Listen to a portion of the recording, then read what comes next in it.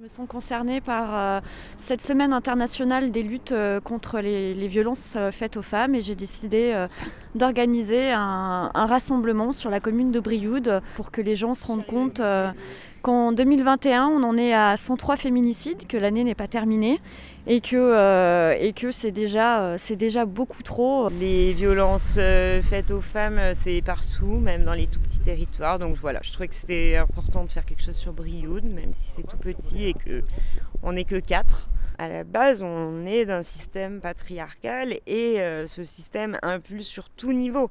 Gynécologique, familial, social, professionnel. 68% des femmes victimes de féminicide avaient déjà déposé des plaintes auprès des gendarmes qui la plupart sont classées sans suite parce que bien souvent on les convoque, le lendemain le mari, l'ex-compagnon est convoqué également.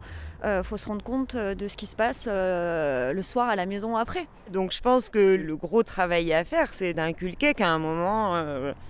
la femme, elle est l'égale de l'homme. Éduquer aussi les enfants, leur apprendre dès le plus jeune âge qu'on ne frappe pas. Aussi former les forces de police. Alors il y a déjà le numéro national, le 3919, qu'on peut appeler maintenant 24 heures sur 24, 7 jours sur 7, qui est une plateforme d'écoute. On a aussi ici Trait d'Union, Horizon. La parole en fait libère et la parole...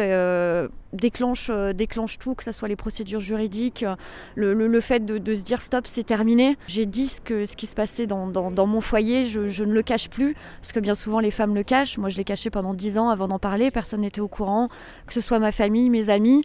Ça se passait vraiment au sein de mon foyer et le jour où j'ai libéré la parole, j'ai repris ma liberté et là je me suis sentie vivante et j'étais plus morte à l'intérieur, j'étais vivante.